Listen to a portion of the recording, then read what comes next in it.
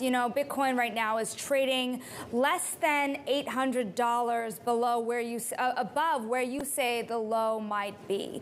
When you have that kind of momentum on the downside, are you redrawing your lines here at all? And is there a new low that you have to consider?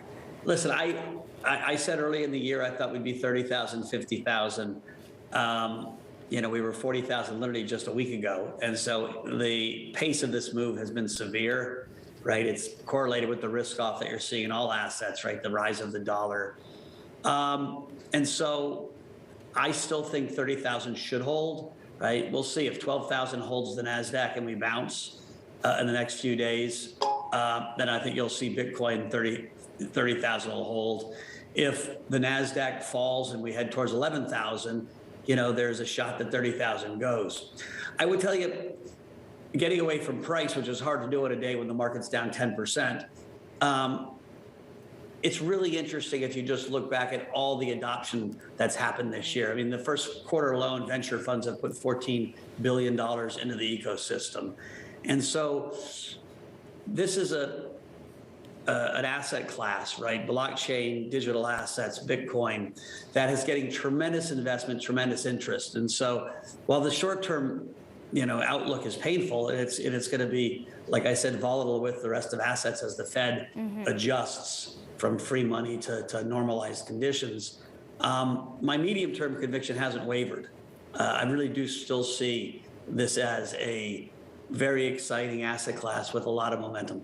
Michael, you were talking about the idea that venture capital is still moving into the market, but you do see a lot of pain in VC as well, or crossover investors. You were tweeting about Tiger Global, for example. But what are the ripple effects when these kinds of funds face so much tumult? You had mentioned restructurings could be ahead.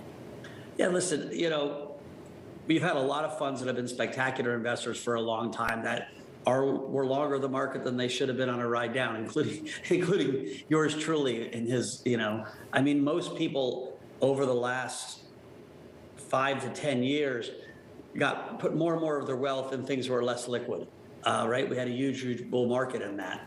And so that'll have to get worked out.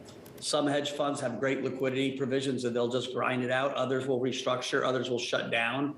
But that process of assets being redistributed is going to be a bottoming process that happens over quarters, not weeks.